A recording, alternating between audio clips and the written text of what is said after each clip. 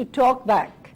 Today we discuss the impact of the WTO on services in the Indian economy. Services sector accounts for 45% of GDP in India and contributes about a quarter to India's exports of goods and services. To discuss the challenges and opportunities facing the Indian entertainment sector in the emerging WTO regime, I have with me here Mr. Arun Jaitley, Minister for Information and Broadcasting. Mr. Jaitley is the most dynamic face of the government today. We also have here with us Mr. Haresh Chawla, Chief Executive, TV18.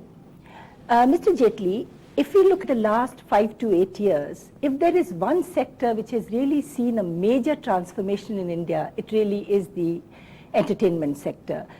Private sector has come in a big way. Consumers have more choice. We are beginning to see that we have a tremendous potential for exporting entertainment services from India. What do you think the government has done? What are the two major things that have made a difference to bring about this change?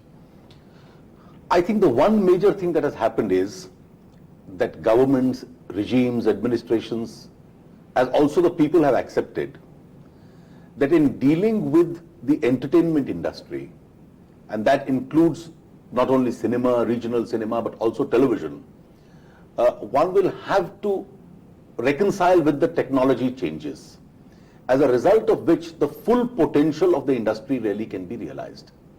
Now, as a process of doing so, we have now, for the last few years as it has evolved, a system in India. Let us take television for instance. The satellite television is a reality. In India, the reach domestically is expanding. We have, if I am right on my figures, 70 million homes which have a television. We have 110 million homes which have a radio. We have cinema theaters across the country, literally in thousands. We have the cable television which has already crossed the 30 million home figure. And I see very soon in the next couple of years, you will have 100 million television homes in India. Therefore, you have a market which is very large. And for this market, there is a tremendous amount of scope for entertainment, for information, for news, for education. And electronic media really can be a very powerful instrument of all this. Mm-hmm. Secondly, you have a cinema industry, which is one of the largest in the world. I would say its financial capacities have still not been utilized to the optimum because, but things are changing. Some of our films have done extremely well at the box office in various countries abroad. And I think the cinema industry still requires a much larger push-up being given by the government and other factors so that it can realize and exploit its full potential. So what you're saying is really that this change in technology has made it possible to exploit this latent demand. Coupled with a human desire to know more, to absorb more, and also the government's accepting that desire and also realizing that perhaps it is in the national interest and the overall interest to liberalize rather than to control. And fits in with our democratic aspirations. Obviously, and this control and regulation and very tight regulation is something in a free expression area is something which Indian people have never accepted. And yet, Mr. Jaitley, there seems to be a feeling in the industry that the government is not doing enough.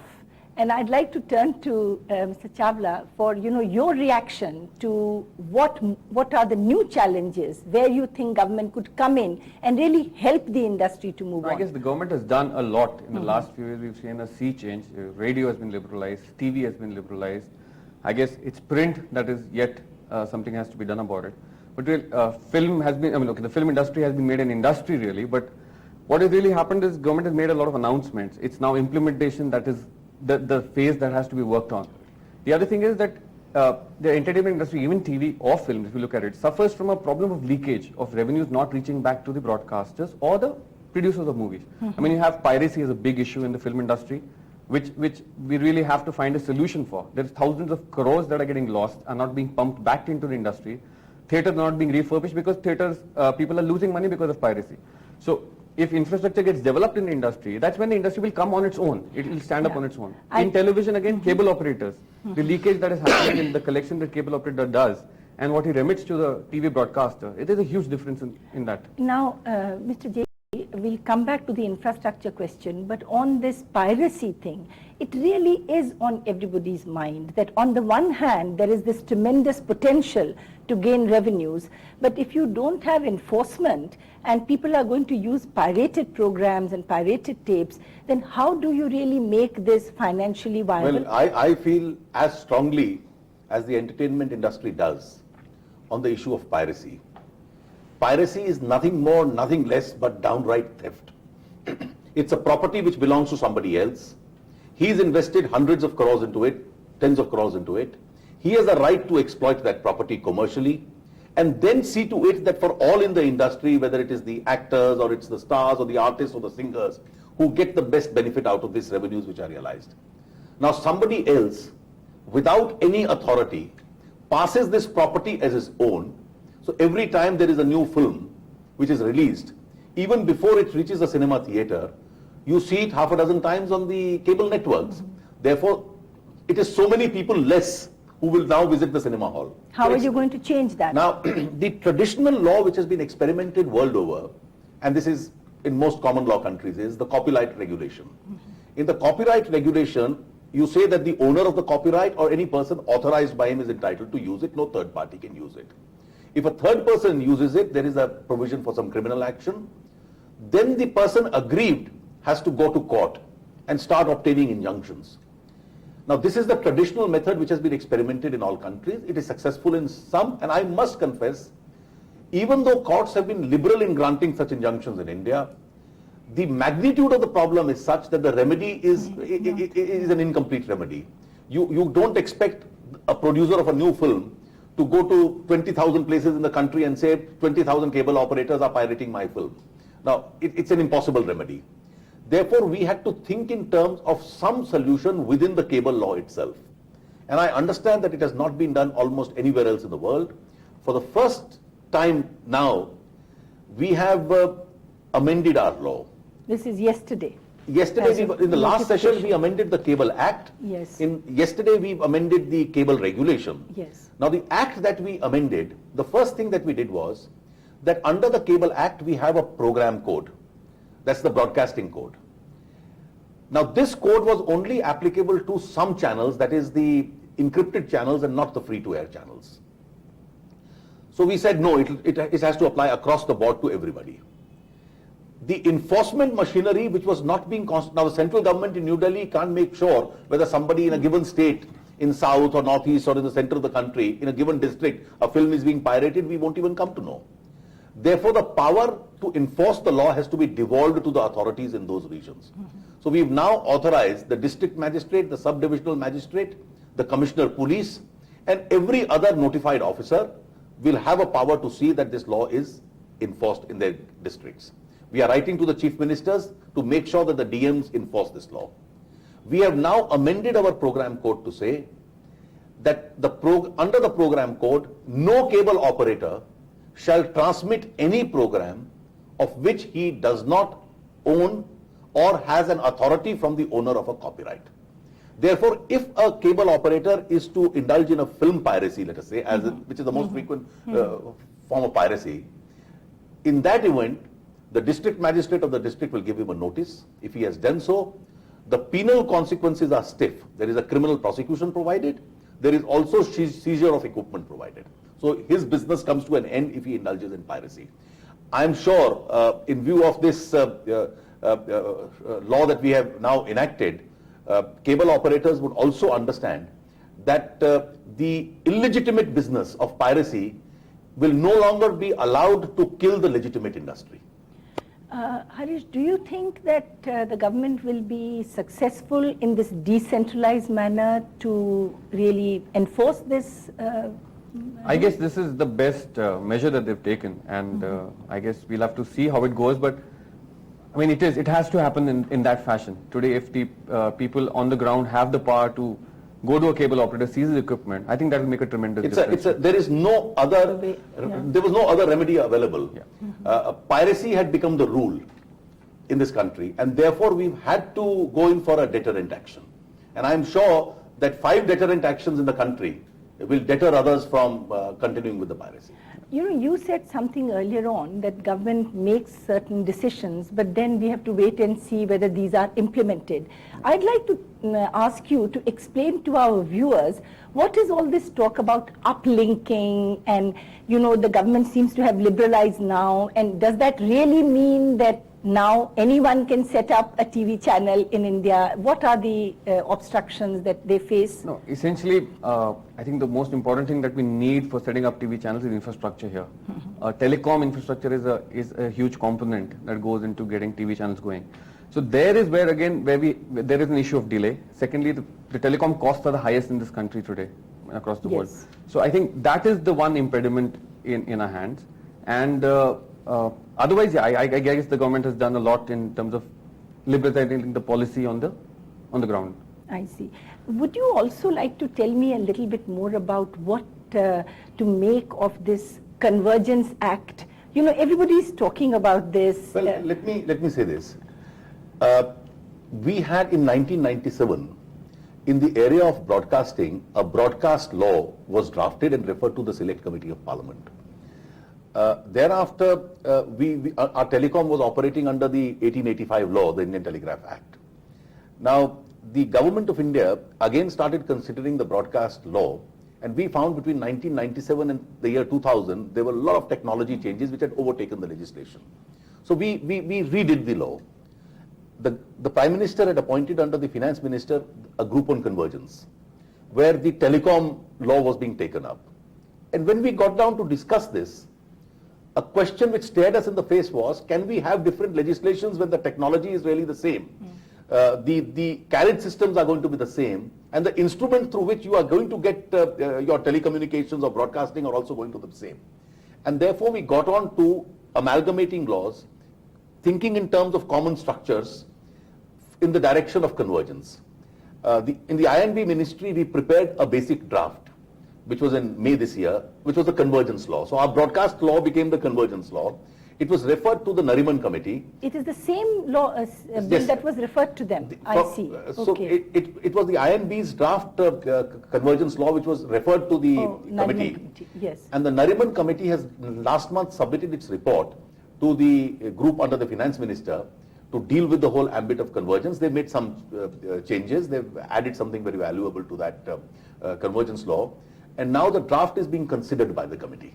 Hopefully it's evolving in the correct manner. So this is towards ICE, information, communications and entertainment. It will address the areas of, so telecommunications, internet, entertainment, broadcasting, all comes under a common forum if this suggestion ever became a law. I see. And one would hope that it would, because I think it is inevitable. See, technology is driving. Amongst the countries which now have a common convergence law, the first one I think has been Malaysia. Yeah. They have a law in place, and if we do it as soon as we can, we probably will be one of the first in the world to do it. Oh well, on that happy note, stay with us. We'll be back after a short break. Thank you. Good evening and welcome to this edition of Talkback. This evening we have as our guest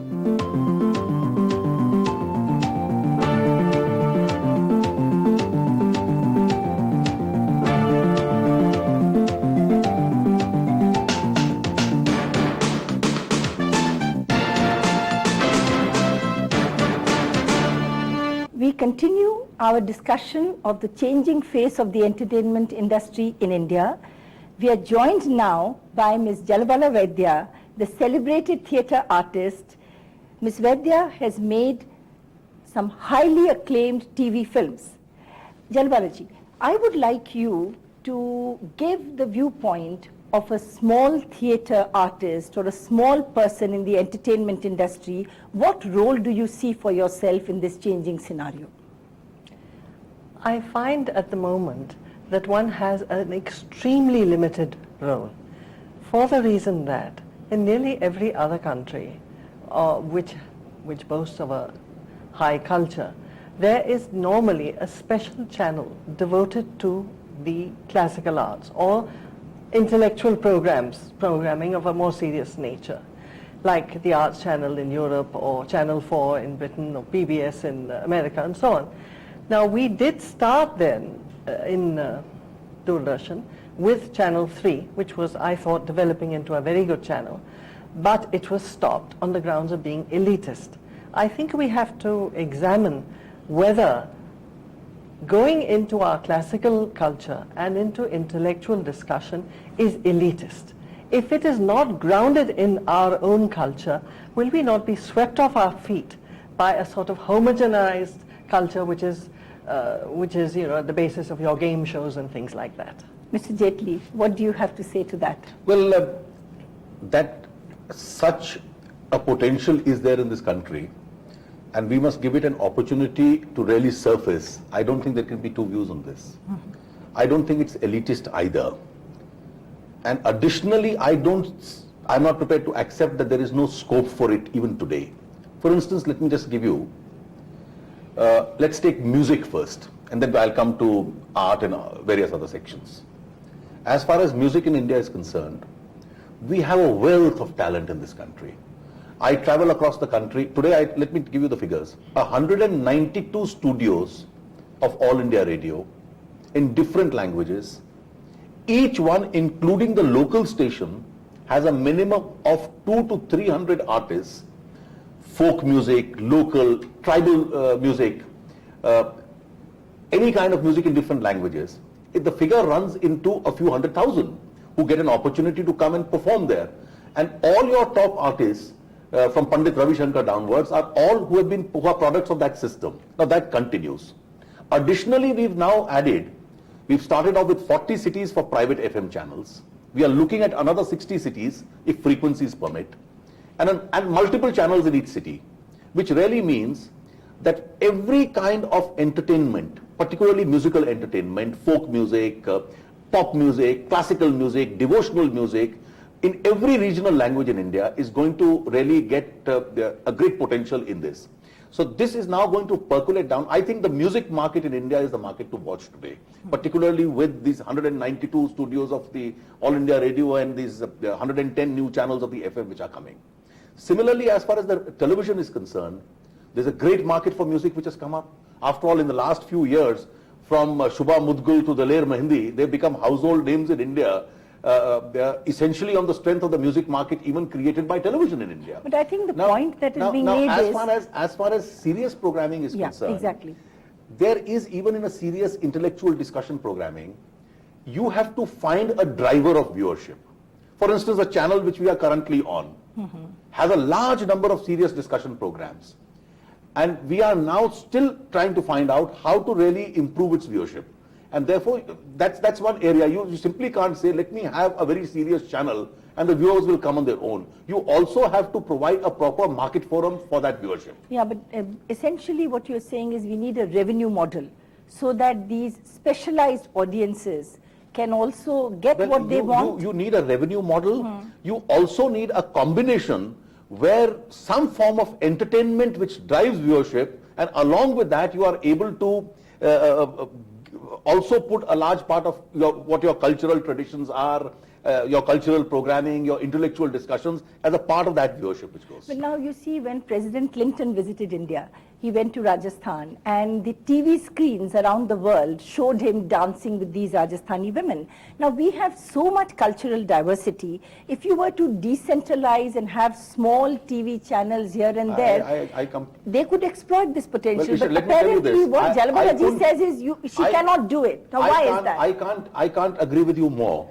And let me tell you, today, from 1st January this year, we are still in the month of September, in the last 9 months, in every region, it's not that the Doordarshan is doing it, even the private channels, in every regional language today, you have 4 to 5 to 6 channels coming up. The Doordarshan in almost every regional language, I think 2 or 3 areas apart, have now 24-hour round-the-clock channels. You have it in Gujarati, you have it in Marathi, you have it in the South Indian languages, Punjabi, Kashmir, Bangla. We are now looking at Northeast. Similarly, private parties have set up, private companies have set up regional channels, and that's the opening out regime which we have done. So you'll have 4 channels in Gujarati and 5 in Marathi and 6 in Malayalam. Now that's where everything has to find its space. Now I quite appreciate a point that programs of a certain quality may not find a space on the commercial private channels. Therefore, the Doordarshan as a public broadcaster will have to have special slots as far as this is concerned. How Yes. would you go about it if you wanted to project high quality, specialized, high culture programs? Do you think that in this new liberalized regime you find some corner somewhere where you can find sponsors? After all, there must be corporate sponsors for these programs too. Yes, I certainly do think so, if they were available, if the time was available. For instance, even though you mentioned radio as being still a great supporter of the classical music of our country, and it's quite true, but nonetheless, if you see the time at which classical music programs are put out, they're late in the night or 6 in the morning, you know, all in between are pop music or film music. So that is not the way to develop a market for serious music or discussion or plays or intellect. If we have a country, we have a country because of our mind. Surely the computer industry has proven this point. What unifies India is its mind. And let's give that mind something to satisfy, something to challenge it. That's my point. And I feel that Doordarshan has not fulfilled its role in this. It has been quite miserably deficient, except for the brief time when it started its Channel 3. Well, let me say this. Channel 3 was a very good idea. But when you start Channels 3, you must make sure that a few people also see Channel 3. There's no point having a channel. We have a channel, for instance. There is a great conflict which goes on because a comment is very easy. The implementation is complicated. We have now what I think is the most important channel in India, which is virtually running round the clock, called Gyan Bharati. It's an educational channel. Now, round the clock, you have different forms of education on electronic media.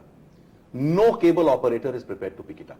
So unless you have some kind of a thinking process or some kind of a legal compulsion which changes this situation, idea of Channel 3 or Gyan Bharati is wonderful, but we must also make sure that there is something which drives viewership. And you can't do it all the time by compulsion. Yeah. But let me point out that when Channel 3 was started, at that time, Star Plus had just come on the air, the Murdoch channels. And when some of the persons who were running Doordarshan channels shifted there, they took a great many programs which had been started on Channel 3 and made Star Plus successful with Channel 3 programs. How come? How come they did it and Doordarshan couldn't? Well, I don't think that's a very accurate statement because that was an academic discussion channel and that was an entertainment channel. There was very but little they took combination between the comparison between the two. They took the entertainment programs which had made their mark on Channel 3 and started Well, playing them we there. certainly do require, even in the area of entertainment, a public broadcaster need not necessarily have only film entertainment. Absolutely. The entertainment can be wholesome, it can have a particular, for instance, there could be a lot of element in your mythology, in Indian literature.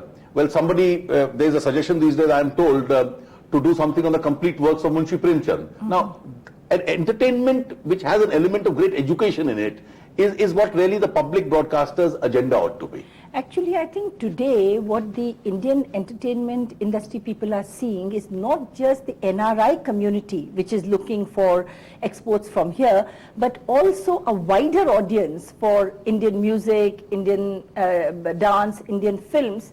And in that sort of a world, while we have been liberalizing, do you think that when the services negotiations do really take off in the World Trade Organization context, that we should really take a proactive view in opening up the entertainment services, because this is an area where India has strength, would you say? Well, let me say this, we'll have to take a larger overview of the position, link it up with what is happening in the different sectors.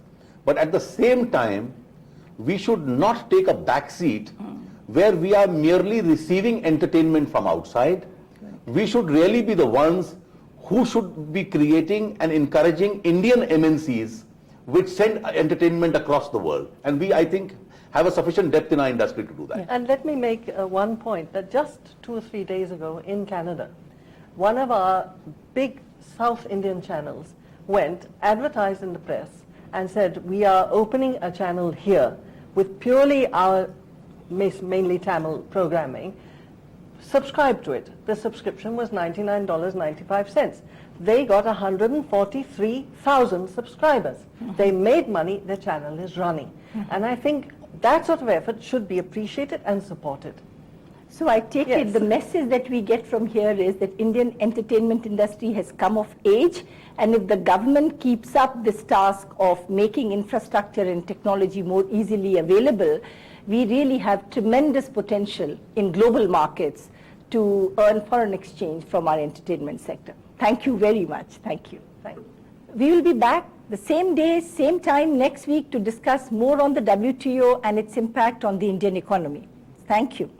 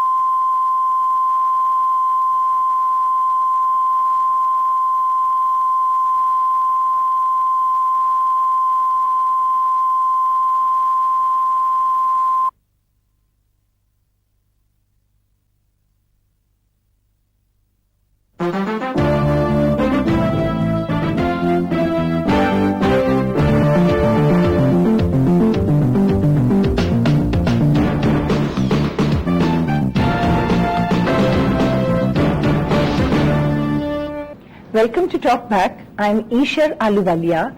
Today we will be discussing the impact of the WTO on legal services in the Indian economy.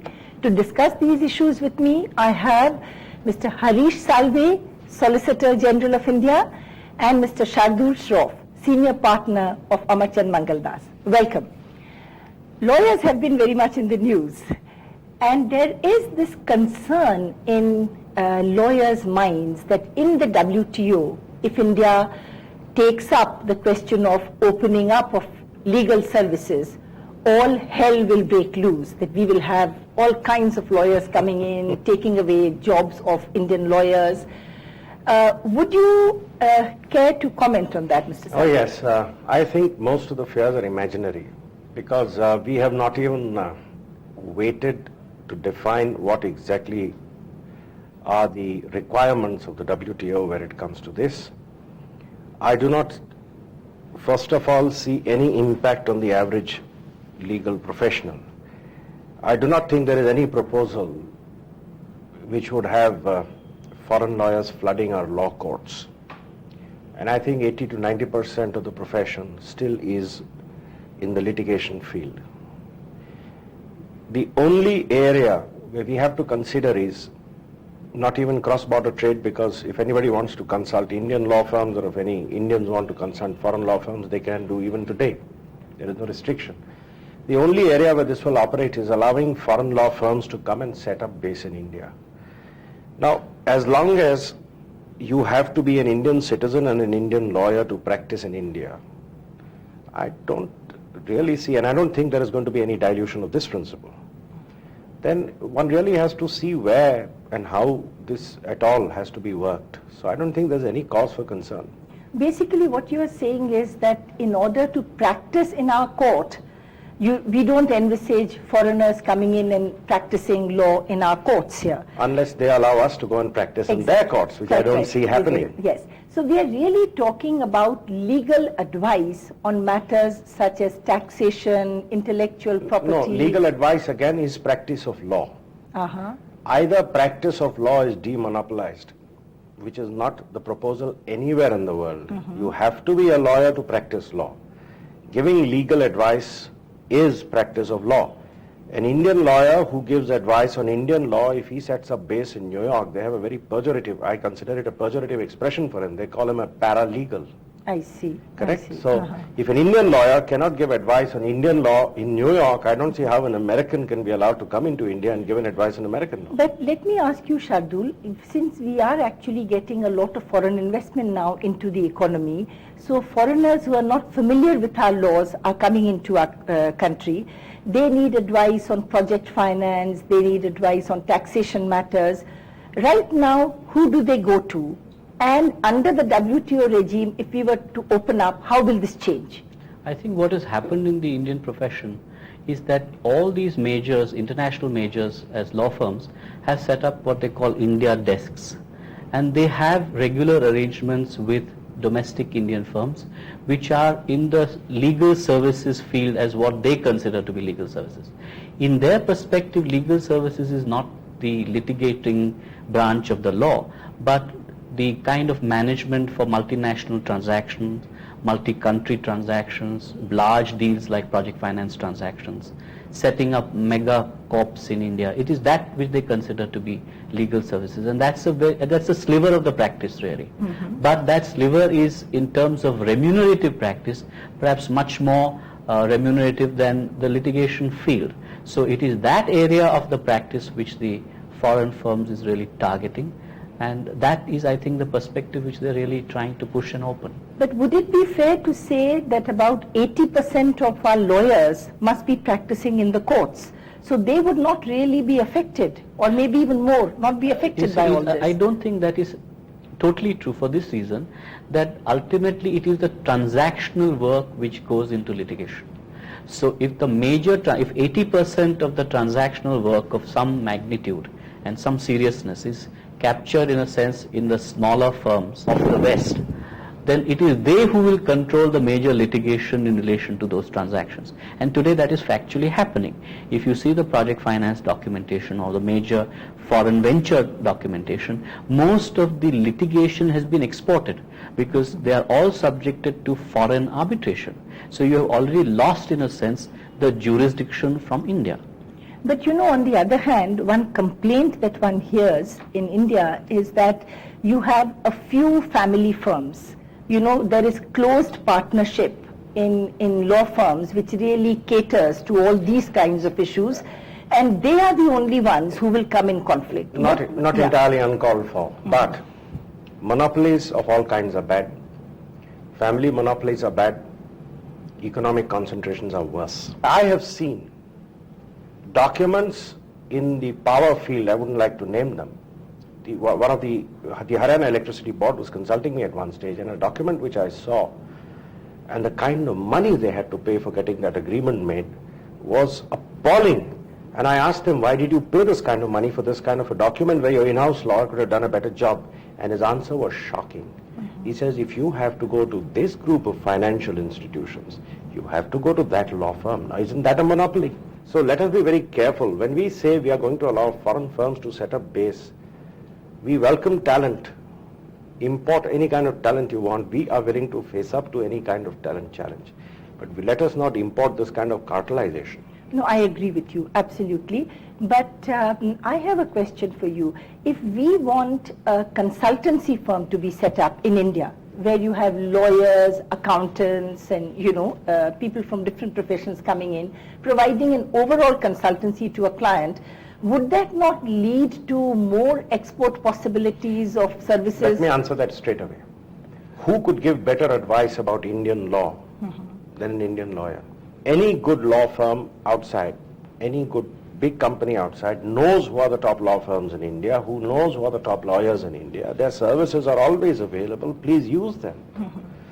Why must you insist that if you, Mr. Shardul Shroff, if you, Mr. Thakkar, if you, Mr. Dadachanji, have to work for us, please change your name from Shroff & Company and become a satellite of Shadburn & Park. Then we will consult you. No, clearly, I think nobody would like that. But what I have a question for you is, that goes like this, that don't you think that we can turn our companies into multinationals? Because if we are really proud of our knowledge base and we have all this talent in the country, why are we afraid to take on the competition? We are not. Will they allow us to practice in their countries? But that is what the And do we WTO have- will ensure. You see, whatever arrangement, Shardul, I think whatever arrangement we come to, whatever government agrees on the WTO would be on a reciprocal basis. See, So if they are allowed to come in, we are allowed to go there. Reciprocity will not open markets. What Harish clearly mentioned is the reality, that there is a informal cartelization, the clubbing theory, which is in practice today. You are seeing it in the accounting world where the big five have in a sense captured all the major accounting transactional That's because work. there is no agreement. Now, if you enter into No, an even agreement, with the agreement, this structure will not change because the kind of deep-rooted links that these major organizations have, as Harish did mention, that you see there are informal associations where a banker is associated with a particular law firm. If you have that particular financial transaction rooted to a particular set of financials, they will go to only a particular set of lawyers. So those kind of principles which happen, but on a larger plane, when you say that Indians will be allowed to compete with the multinationals, the two major realities which need to be considered are, where is the capital for an Indian service firm to set up a multinational corporation? Let me also... human capital. Let me add a Human capital is sentence not here. enough. Let me add a sentence here. There is one, again, a very peculiar feature of the legal trade. It is totally human-oriented. It is. Exactly. We have faced a problem. Please run through the list of the International Chamber of Commerce list of arbitrators. Our judges and our jurists are no less than any of the foreign judges and jurists. How many of them are picked up by the International Chamber of Commerce in Paris and appointed as chairman of tribunal?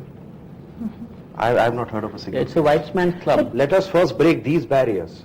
You are talking now of a trade which involves interaction in human beings. It's not supply of goods. It's not selling butter. It's not selling oil. It is accepting a human being and willing to work with him one-to-one basis. Let the attitudes change. Why are my colleagues in India up in arms? You can't make us feel that we are inferior lot and then say open us. But tell me, the IT sector, you know, in India, the way it is received all over the world, why is it that in software we don't have this problem? Why is this peculiarly relevant let for me legal venture an services? answer. There is a great degree of replicability in the IT sector. The creativity element is one aspect of IT, and the second aspect is really the ability to recreate that same intellectual property, which is not true of the legal service profession. It is individual transaction to Yeah, transaction. I think they would disagree with you, Shardul, because what they would say is There's they no- also make a product But there's no specifically assembly for line the concept customer. in law. I would give it a more, if I may say so, more psychological answer. When you go to a lawyer, huge projects in line, you're asking him what to do, you have to accept his word.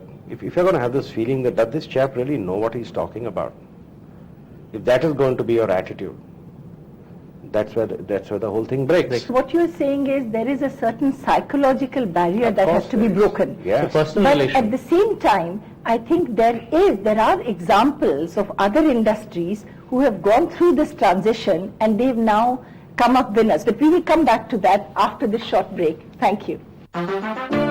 Good evening and welcome to this edition of Talkback. This evening we have as our guest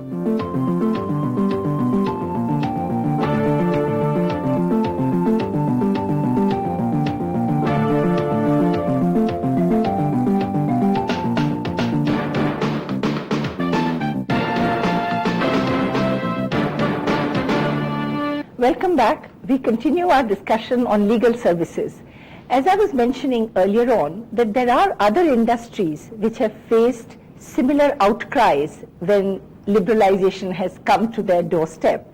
And the particular one that comes to mind is the pharmaceutical sector. 10 years ago, when the new intellectual property rights regime was there for all to see, the Indian firms were very jittery and very apprehensive whether they'd be able to take on the competition of the large cartels of the world. But today, you have to admit that they have come out on top, doing very well. So can we not say the same about our legal strength? I think the reality is different because you compare 2-3 facts. we have hardly 3 or 4 firms fulfilling the 20-person norm for, maximum size of a firm.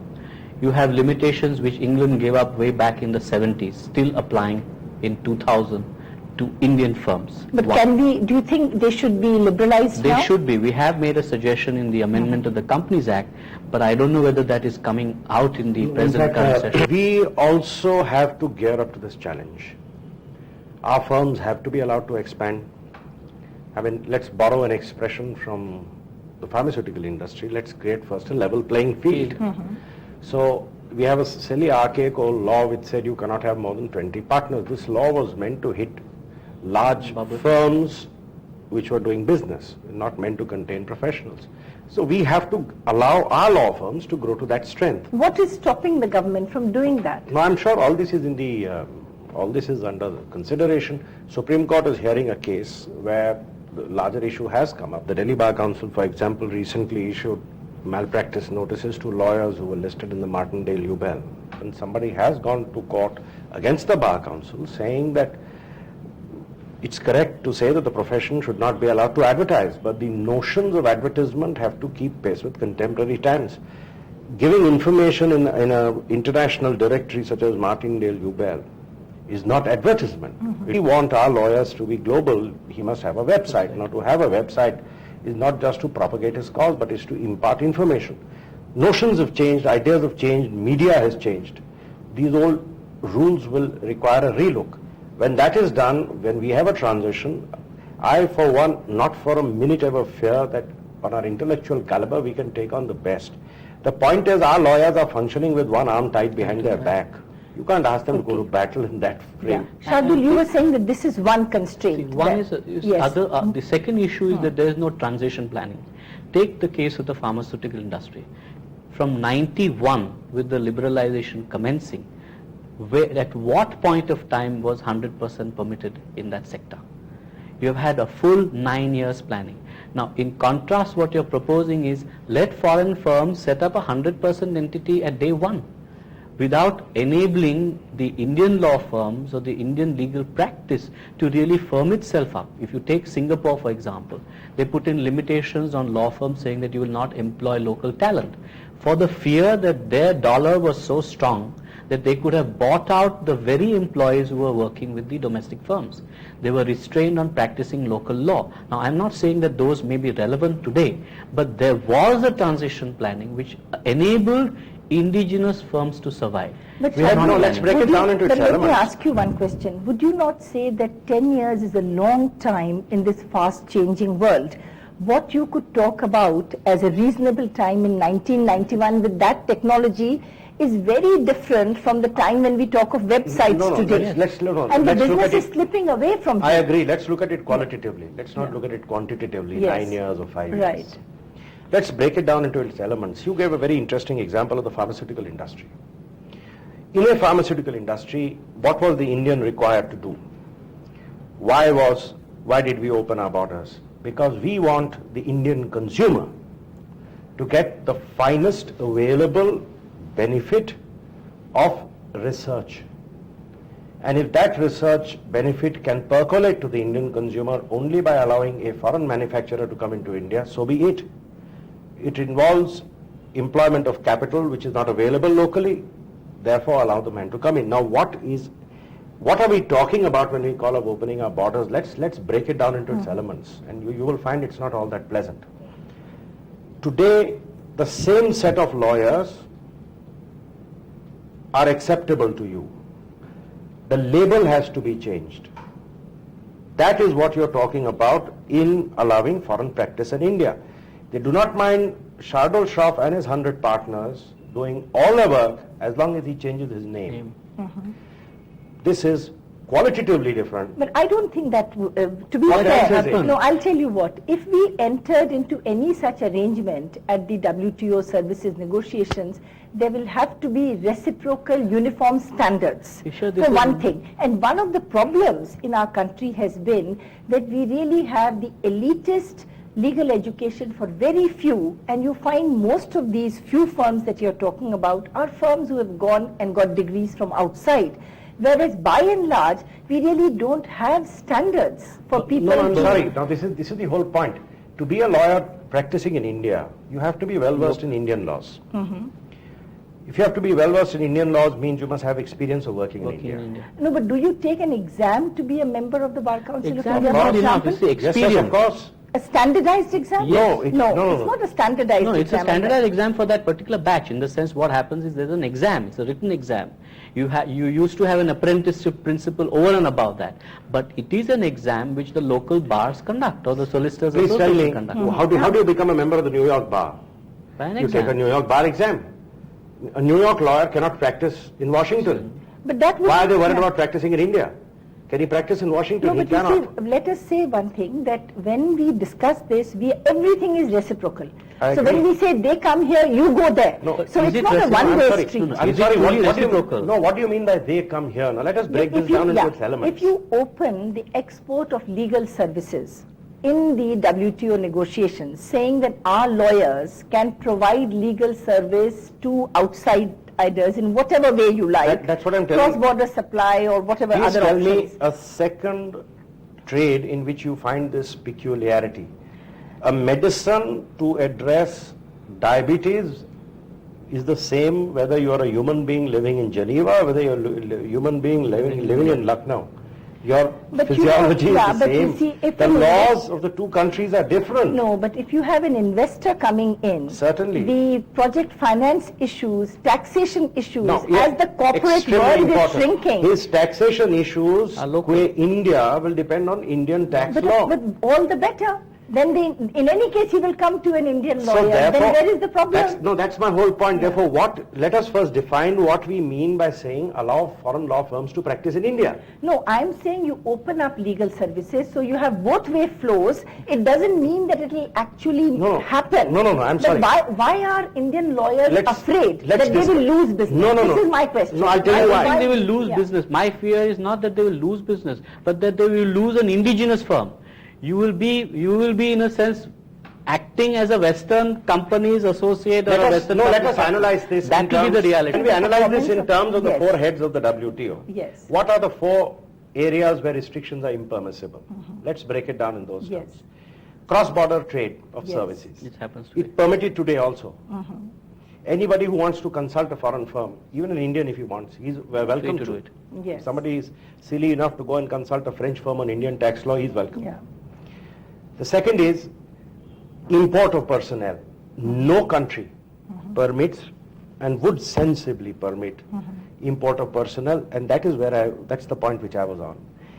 There is no other area of service where what you have is peculiar to you. Your laws are peculiar to your country. Flying an aircraft in the airspace is not peculiar to your country. Acting as a doctor is not really peculiar to your country. But then you shouldn't be worried. is my point. No, I'll tell you Because then the business is so yours. Therefore, what are we the talking? market will work in your So favor. therefore, what are we Yeah, talking about exactly. bringing in? Now, Yes. let me tell you what Yes. we are afraid of. What we are afraid of is today you have an industry. They have a law firm in New York. That law firm doesn't want to let go. So what he says is, these very Indian lawyers must group up And be my and my practice under my name and remit a part of their fees to me. And then this firm I will send there. So really what they want is they have a monopoly or a Perpetual. quasi-monopoly in their country. They want to export that But monopoly. let me ask you a question. We already have foreign accountancy firms in our country. And as I understand from many of my lawyer friends, a lot of what you would regard as legal service business has already gone out of the hands of the few into these accountancy there is a firms. difference. Now, so the question is, if something is happening, how do you prepare yourself to really come out better? I don't agree with the perception that the major legal work, which is the critical legal work, has moved to the accounting firms. Yes, there has been, for example, in corporations, the issues which are more Marginal. replicable and marginal have moved. The tax practice was always in India with a majority of the accounting firms, so that has remained there. But in terms of advisory services, where the critical litigation issues or the critical strategy issues on law are still with the major law firms. See, we have to, I agree with you that with borders opening, if I was an Indian wanting to set up a business in France or in Germany, I would always carry with me my own doctor and my own lawyer. So if my doctor was available to me or my lawyer was available to me in Germany, I'd be a lot more comfortable. Equally, a German coming and setting up here, if he has a German law firm or somebody who's familiar, he would be more comfortable, and therefore we have to open up.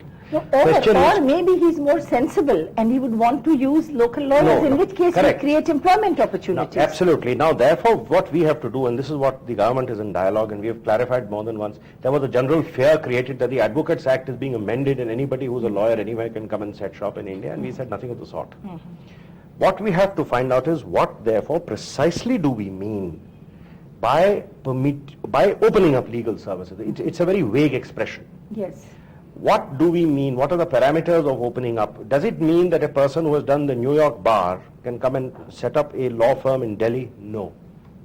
Not unless we explicitly agree that we will be allowed to. Which is not going to which is not going to happen. Because how Right. supposing he comes to Then- misconduct, where will he be disciplined? Now- In any case, it will have to be reciprocal if we take it And for negotiations. reciprocity, in fact, seems to be disappearing in whatever little area it was. So, what else do we mean by opening up legal services? Then what we mean is, and perhaps that's the little area of adjustment, that foreign firms will be allowed to associate with Indian firms Create joint ventures. on some kind of a restrictive basis, that if we send you our client, then you must sort of not take on a competing client. If we send you Coke, please make sure you don't take Pepsi on too and create problems for us. Some such arrangements our system will have to accept. Beyond this, I don't know what the meaning of opening up legal services would be, because there are two ways. Are Indian lawyers going to be practicing in India, or are people who are not Indian lawyers being in India? I don't see the second happening. If it is only going to be Indian lawyers who are going to be in effect practicing in India, then it is all a question of how we marry our existing legal profession with the global scenario.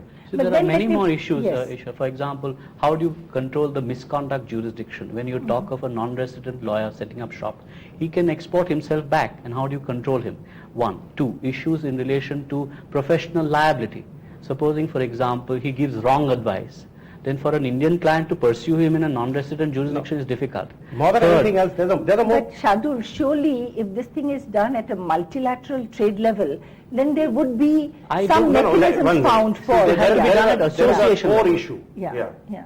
Conceptually, why is there a monopoly in lawyers in India practicing law? Why can't you, who possibly knows more tax, or we have so many eminent economists who know a lot more tax than a lot of lawyers, can they advise on taxation? They cannot. Why? Why is law the monopoly of the legal profession? It is because the cardinal philosophy is, and that's true for all countries, that you have to be trained and educated in the laws to practice law. Now, let me ask you one final question, which is that is lawyering in our comparative advantage? If the world were free to trade in legal services, would we be able to say that we have comparative advantage in exporting legal services? One word answer is yes. I have one qualification: remove the bias against the color of, and we That's would. more psychological. No, it's it's a real. reality. It's very It's a real. reality. Well, so we have to really prepare. Our the- costs are 1/3 or 1/4 of their costs. On a cost comparative principles, there We is should be no able to, way yeah. that any multilateral or multinational firm can really compete with us. But it's the access to the client Yeah. and the access to that cartel which is where the problem is. Thank you. We will be back the same day, same time next week to discuss more on the WTO and its impact on the Indian economy. Thank you.